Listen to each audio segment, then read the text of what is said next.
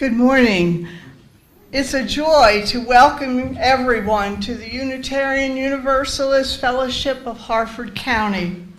We acknowledge that our building is on the native lands of the Susquehannock people, and we commit to moving beyond acknowledgement to action that promotes greater understanding of Indigenous peoples' concerns and rights.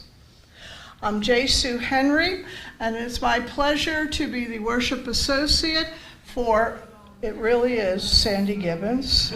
Okay. He will be leading the service today. For those of you who have not had the privilege of knowing Sandy, I always think of him as the voice in the congregation that I try to follow. He also is known for his singing in the community, involved in several groups. And I also know him because of his active involvement in various social justice issues in the community.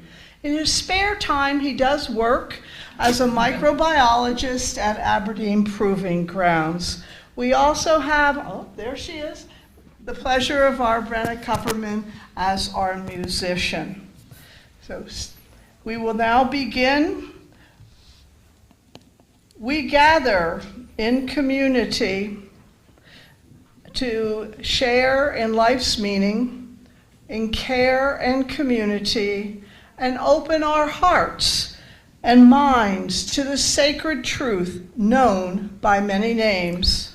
We gather in community to restore the balance of our spirits, to celebrate the joys of life and find the strength to meet our sorrows, and in the earliest meaning of the word worship, to consider ideas that are worthy of our time and attention.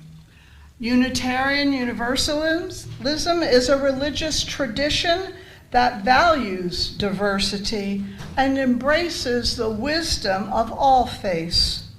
We use science, reason, and gifts of the Spirit to explore life's mystery and meaning. In this tradition, we know that people need not think alike to love alike. Whatever your heritage, however your history, and whomever you love, you are welcome here.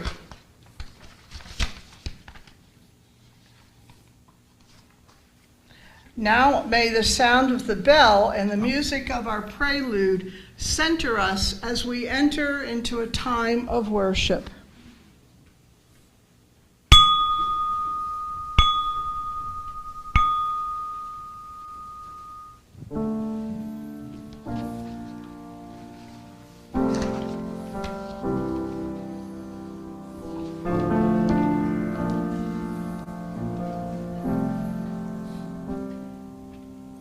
It's dark,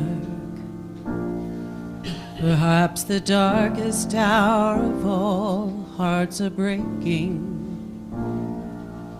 into a million pieces, all the sparks scattered far across the world, and they lie there all faded till the wind begins to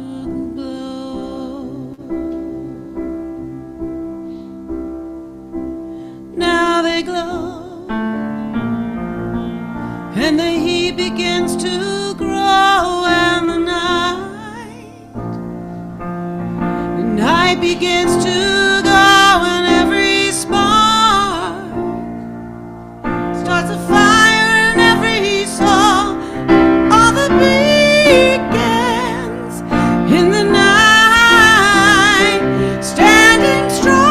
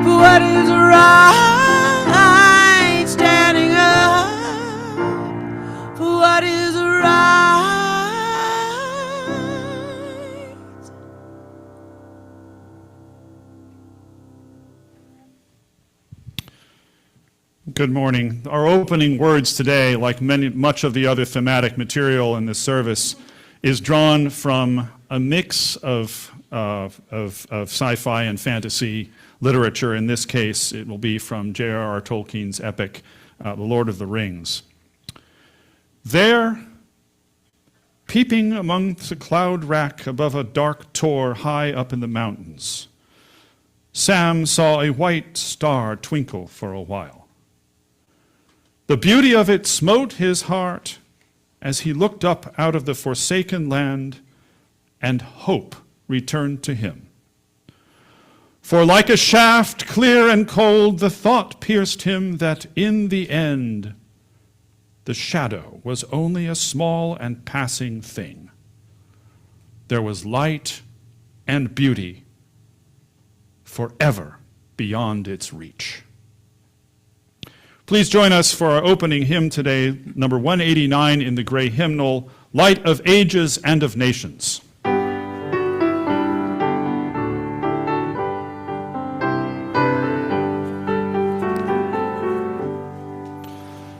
Light of ages and of nations, every race and every time has received thine inspirations, glimpses of thy truth sublime. Always spirits in rapt visions past the heavenly veil within. Always hearts bowed in contrition find salvation from their sin. Reason's noble aspiration, truth in growing clearness saw.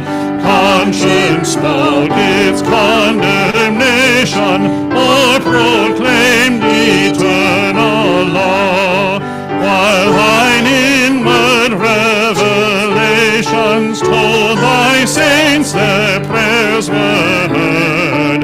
Prophets to the guilty nation spoke thine everlasting word. Lo, that word abideth ever, revelation is not sealed, answering now to our endeavor, truth and right are still revealed. That which came to ancient sages, Greek, barbarian, Roman, Jew, written in the soul's deep pages, shines today forever new.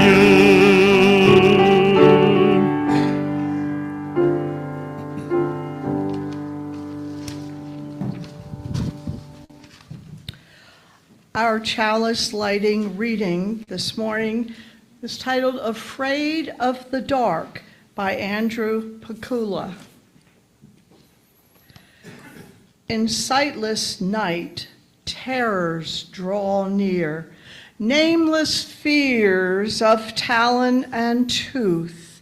Hopelessness yawns before us, an abyss, alone and unknown in the gloom, longing for the dawn.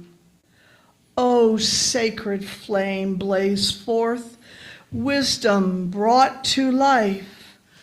Guide us with the light of hope, the warmth of love, the beacon of purpose and meaning, because we are all afraid of the dark. Let there be light.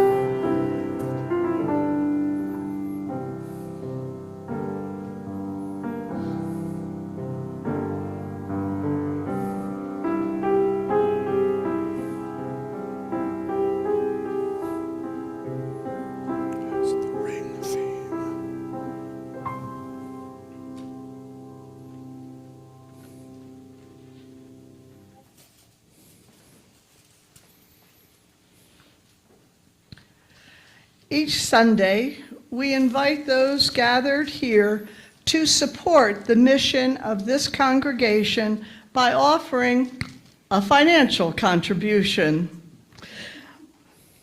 Okay, I'm going to see if you're awake. When you hear the words that are integral to our belief system, raise those hands. Are you ready? Okay.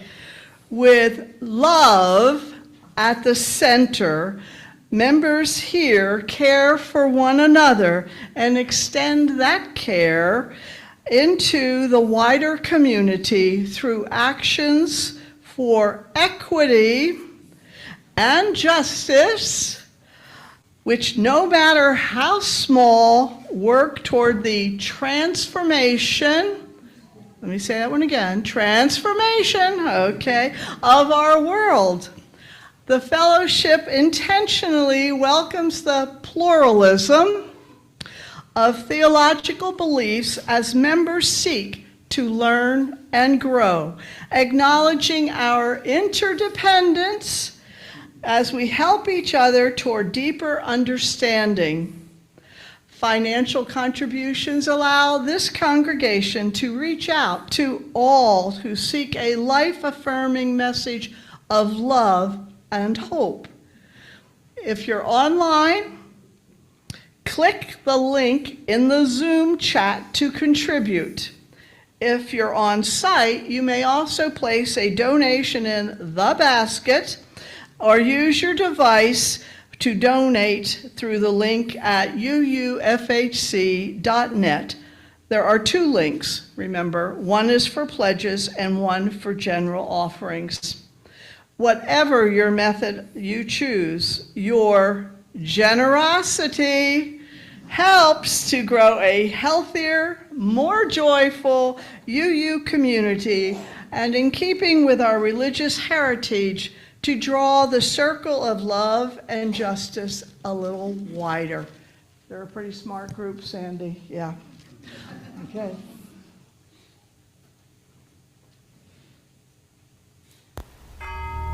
More deeply into our mission as Unitarian Universalists, we renew our commitment as a community to respond out of deep care for one another. Now is the time to briefly share a joy, a sorrow, a gratitude, something you carry deeply within your heart this morning. If you're on site in the sanctuary, please come to the front right-hand mic and speak into the microphone while I light a candle. If you are on Zoom, please use the chat function to share, and we will read it aloud and light a candle. Few gentle reminders. This is not a time for announcements or politics. Please say your first name, share from your heart and from your own experience. Be mindful not to share anyone else's experience unless you have their express permission to do so. Would anyone like to share?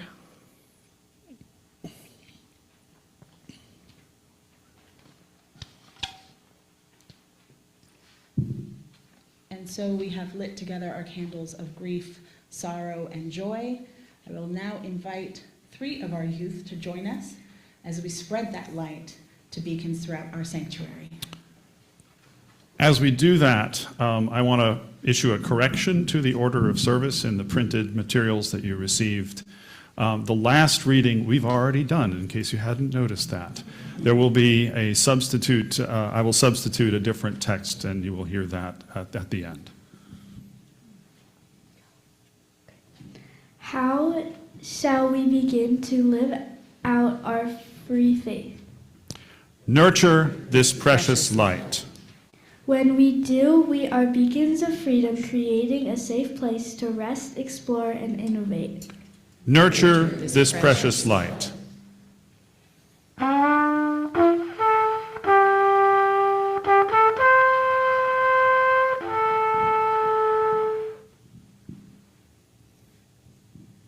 How we keep this lamp of truth and justice affects how and whether we are transforming inequity through witness and action. Nurture this precious light. As we nurture this precious light together, we become a light of hope, turning isolation into community, anguish into peace, sorrow into joy. Nurture this precious light.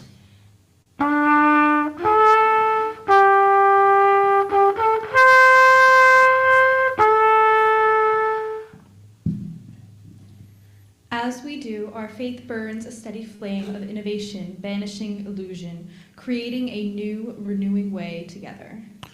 Nurture this precious light. With our living connections, with our glowing stories, with our flame of freedom moving hand to hand, we Nurture this precious light.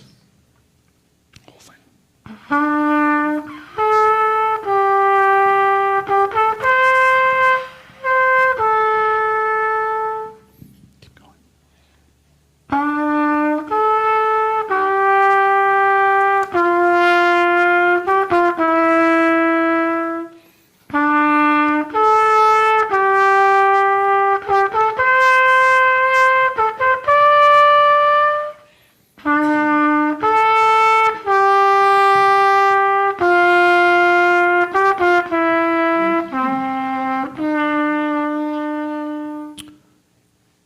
May a fire we light today be a light in dark places when all other lights go out.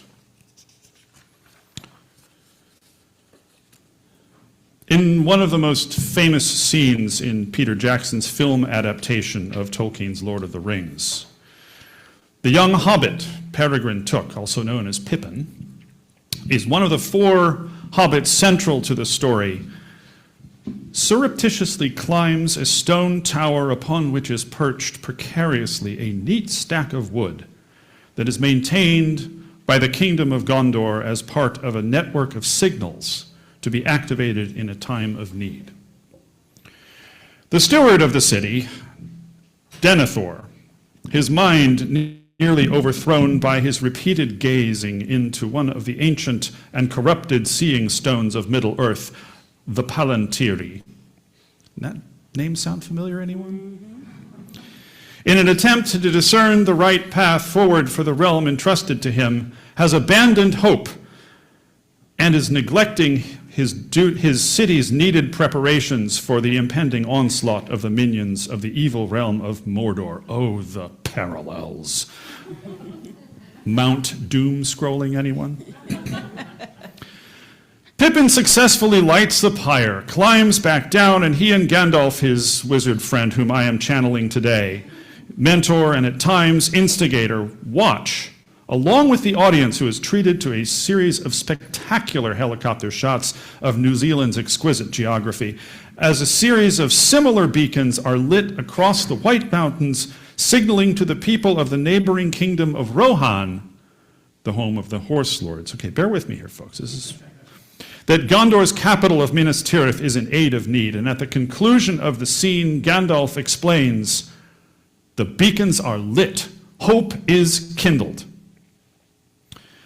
So while the scene from the movies departs in a number of ways from Tolkien's own account, for one, Denethor himself lights the beacons long before the arrival of Pippin and Gandalf. They see the beacons while speeding towards Gondor on Gandalf's epically fast horse. Gandalf, who's actually a spirit being called a Maya, this is great stuff, God, I love this, whose charge it is to inspire, motivate, and cajole the various races of humanoid beings into action against the forces of malice, cruelty, and domination represented by the Dark Lord Sauron, finds himself stirred by the sight and becomes Tolkien's voice as he expounds on the history of these beacons. But the words given to him in the movies, and particularly in Pippin's own role in their lighting, have particularly significance for us today. Hope is kindled. So the beacon serves for us not only as a signal flare, but as a metaphor. It's a light shining in the darkness, pushing back the literal and figurative night, which is dark and full of terrors, to borrow a phrase from the much more pessimistic and nihilistic fantasist George R.R. Martin, and bringing warmth, courage, and hope to frightened souls that huddle around the flame. It's a metaphor central to our faith, as you use. Indeed, the flaming chalice above me is the holy symbol of our faith, and our publishing arm is called Beacon Press. So good luck searching on Worship Web anything with the word beacon in it, because that's what you're going to pull up. And it may not be thematically related at all. And the hymn, This Little Light of Mine, might as well be our doxology, although we're not going to be singing it today. We speak and will sing later of the fire of commitment, the light of reason, and the image of the flame permeates many of the readings of ideas that are core to our faith. And Tolkien's work is littered with references to light and radiance. The elf queen Galadriel, whose clarion call we heard earlier today, the name derives from Galad, the Sindarin word for radiance. And these are elvish languages, mind you, that Tolkien made up. The entire language. That was his thing. He was a linguist by profession. And the three Silmarils, the light-capturing gems that feature so prominently in the world-building exposition, the Silmarillion, are derived from the Kenya, another elvish language, meaning brilliance or radiance. A little bit of history now. The idea of a series of fires as a signaling system has parallels in the ancient world, and indeed in the history of our own country. Both ancient Greece and the Byzantine Empire used signal flares to communicate for long-distance communication. Tolkien would certainly have known of the chronicle of the Peloponnesian War as told by the historian Thucydides, who recounts at least two such uses, and it probably served as a model for the Gondorian relay. And Beacon Hill, the location of the UUA offices in Boston, was the site of another such famous signaling cascade using fires, and most of us will be familiar with that from the ride of Paul Revere, a midnight ride of Paul Revere. In addition, however, to their value in military communication, what other messages might such beacons convey? Is there a subtext we can glean? And I think the movie Gandalf nails it. By piercing the darkness and enlightening ignorance, the beacons give us hope, and they spur us to action in darkening times. Now, speaking of darkening times, I'm going to shamelessly switch epic genres, and I'm going to exchange my wizard's staff for a Jedi's lightsaber. And I'm going to speak now about two periods, a period in fantasy fiction literature that has very few parallels in terms of the dark times. These are Obi-Wan Kenobi's own words to describe it. And that is the period between the fall of the Galactic Republic and the New Hope in the original Star Wars movies, which I can proudly say I was in the theater in 1977 when that movie first came out. And that is the period of the Empire, the Galactic Empire. Most of us remember the boisterous optimism of the first Star Wars movie, followed by the redemptive arc that we find in The Empire Strikes Back and Return of the Jedi. And in the 2000s, the Star Wars epic shifted to explore the fall of the Republic, the descent of Anakin Skywalker to the dark side, and his emergence as that iconic villain, Darth Vader, who also wears a cape, by the way. It's freaking cool. Beginning, however, in 2016, an extraordinary group of writers began to plumb the period between the prequels trilogy and the original Star Wars trilogy, what Ben Kenobi in A New Hope straight out calls the dark times, the Empire. And this material is some of the most poignant and timely Star Wars material to be issued to date. And in brief, these are ethically nuanced, complicated stories of the formation of the Rebel Alliance, highlighting the sacrifices and compromises that continued the transformation of that light side, dark side dialectic that characterizes the first 6 movies into a more nuanced and blended chiaroscuro just greatly enhancing and deepening the struggle of the Ragtag Rebel Alliance towards the light. And I'm speaking of the more recently released series Andor and Rogue One, the movie that started all of that. Those movies, too, are infused with references to light, beyond the dark side, light side dichotomy. And just a sampling of quotes, just some of them a little bit more out of context than others.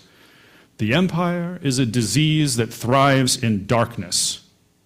It is never more alive than when we sleep. I burn my life to make a sunrise that I know I'll never see. Rebellions are built on hope.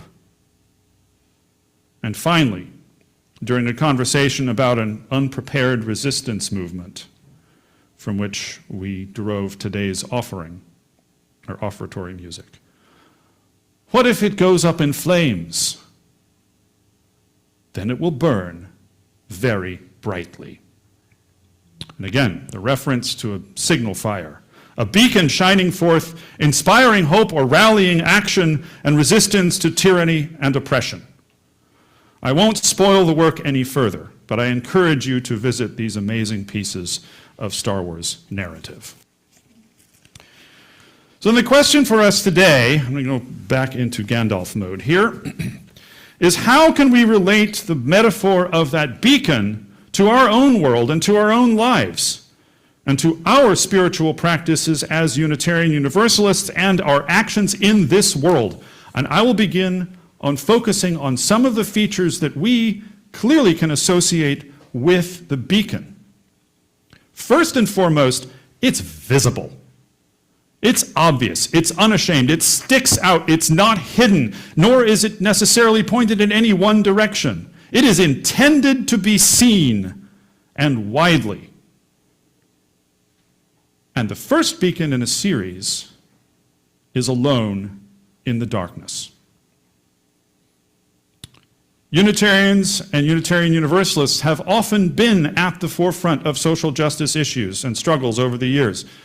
Some pioneering lights in that struggle: Mary Wollstonecraft, one of the first to articulate the struggle for women's rights, her Declaration of the Rights of Woman. Suffrage, Susan B. Anthony. Civil rights, John Haynes Holmes, a founding member of both the NAACP and ACLU. Put that on your social justice resume if you can match something like that. And our denomination, the Unitarian Universalist Association, was the first major church body in the United States to recognize and bless homosexual unions. We have a tradition of being one of the first, or among the first lights to be lit. And being one of the first lights carries with it both great honor, but it can also come at great cost. Some of the most extreme examples of that cost include some of our Unitarian and Unitarian Universalist martyrs. And yes, there is a Wikipedia page dedicated to that collection. It's kind of our hagiography, if you will. And in the interest of brevity, I'll list only a few and the locations where they met their end. Norbert Capek, Nazi Germany. James Reeb, Selma, Alabama. Viola Luzzo, also Alabama, during the Civil Rights Movement. I will light one last candle in their memory, and may their memory burn very brightly indeed.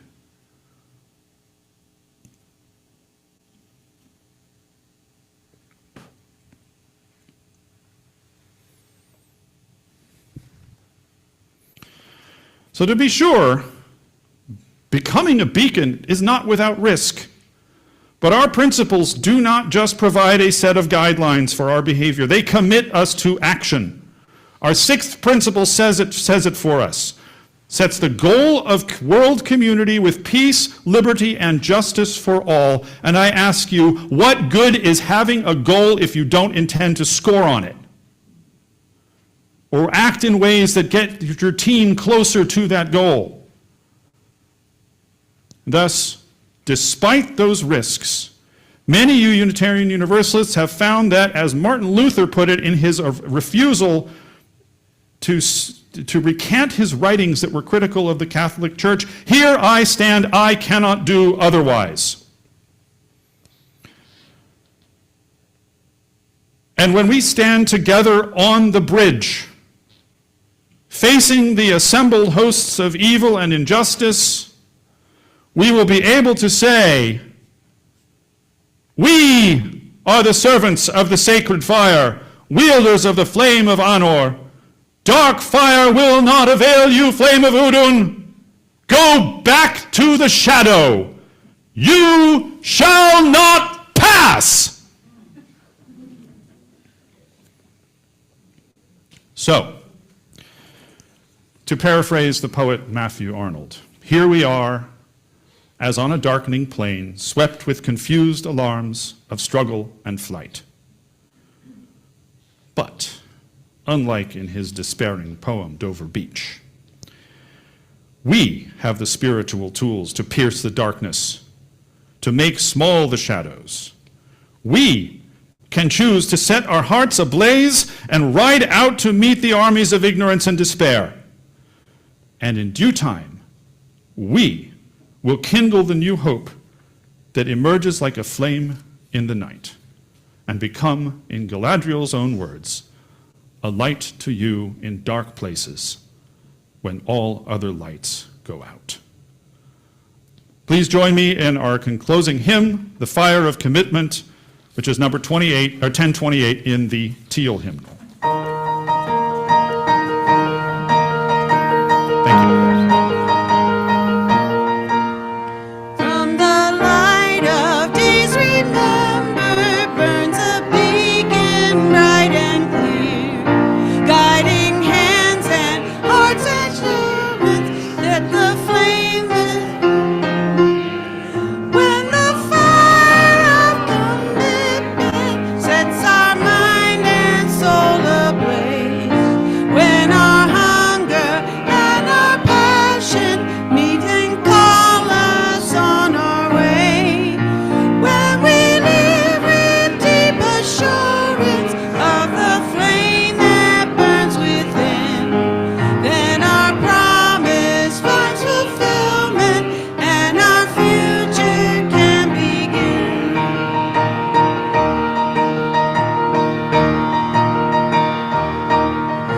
From the stories of our living brings a song both brave and free, calling pilgrims to the life of liberty.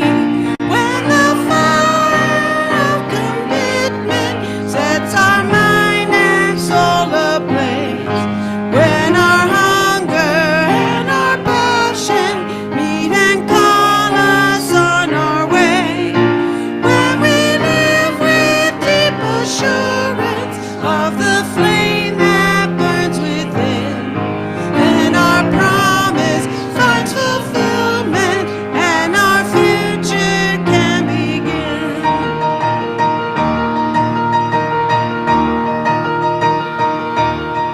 From the dreams of youthful vision comes a new prophetic voice, which demands a deeper justice, will burn more courageous choice.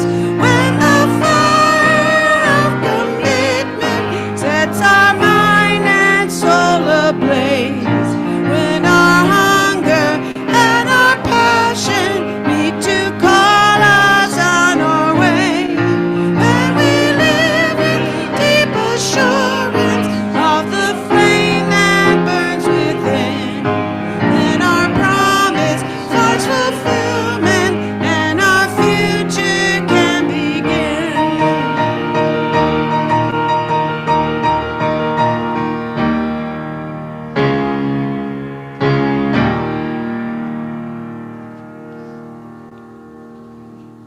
Our closing words today are by James Morrison.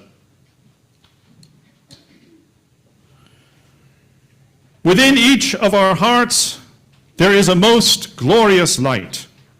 Go forth, and let its spark help you understand what troubles both you and others. Go forth, and let its light of reason be a guide in your decisions.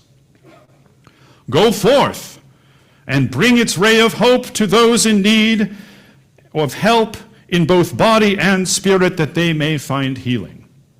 Go forth and fan the flames of passion to help heal our world. Go forth and spread the warm glow of love, pushing back the darkness of the world.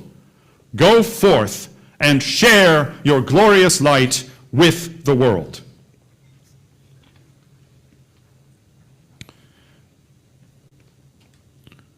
Please join us as we extinguish the chalice.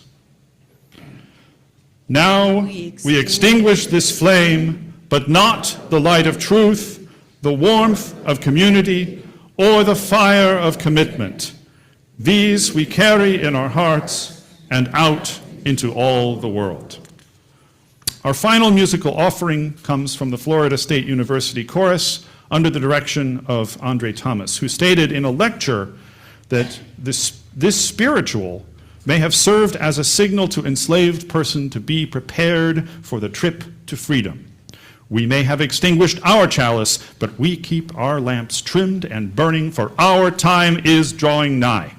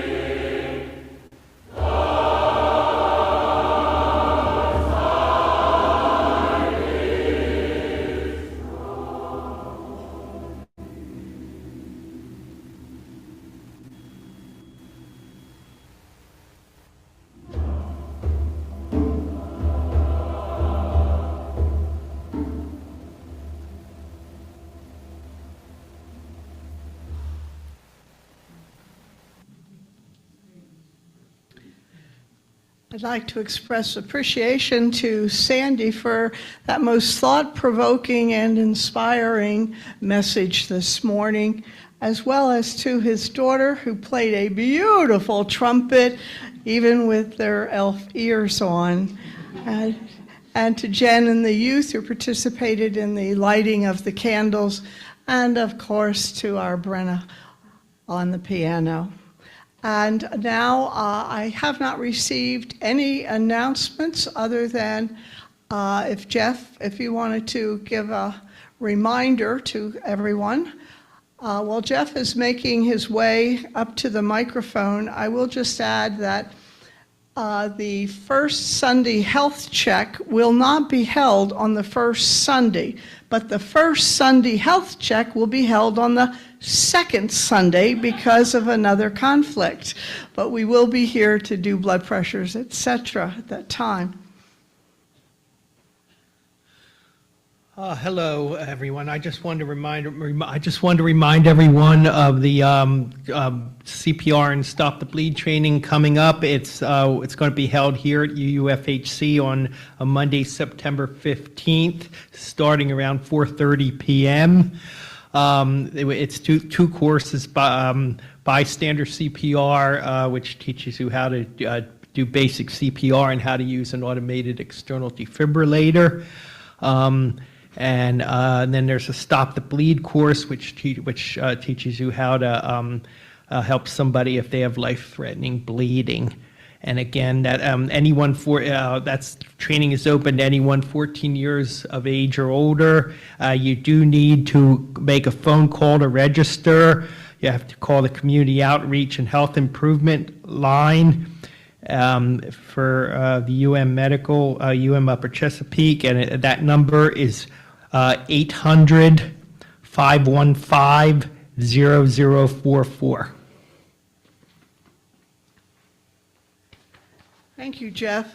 And this is a selfish part on my part because, you know, if I were to drop over right now, how many of you know where we have our defibrillator? How many of you know how to use it? Okay, good. I'm feeling better. Because that will also be part of the training as well as handling bleeding. Aaron?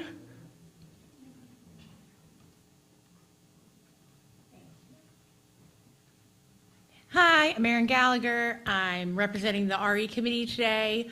When I ask you if you've possibly ever had an interest or you've worked with the kids before and are interested in signing up, please see me in the lobby. Let's have a conversation and get you with them. Thank you. Okay, I think that's it for announcements, other than please stay and join us for coffee and fellowship. Thank you very much.